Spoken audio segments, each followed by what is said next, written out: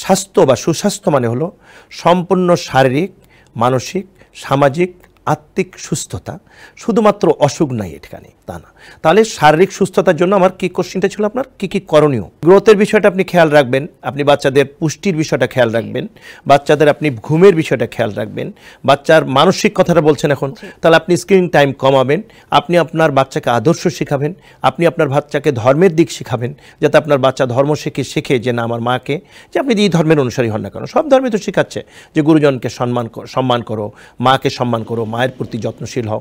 তাহলে আপনি প্রত্যেকটা কম্পোনেন্টকে যদি আপনি অ্যাড্রেস করেন, আমি বলবো আপনি পুষ্টি এনশিওর করেন, ভালো পরিবেশে রাখেন একটা বাচ্চাকে, আপনি একটা মুক্ত বাতাসে নিয়ে যান, আপনি ভালো আদব কায়দা শেখানোর জন্য ভালো পরিবেশে মিশতে দেন, আপনি ভালো একটা জায়গায় আপনার বাচ্চাকে স্কুলিং যদি দেন, সেই জায়গাটার পরিবেশ ভালো করেন, প্রত্যেকটা সুস্থ রাখার জন্য আপনি এই কাজগুলো করবেন। পাশাপাশি আমি তো আগেই বলেছি ক্লিননেস মেনটেন করবেন। আপনি কোনো অবস্থাতেই যখন এখন মনে করেন প্রচণ্ড রোদ, আপনি আপনার বাচ্চাকে বাইরে যেতে দেবেন, এটাই স্বাভাবিক।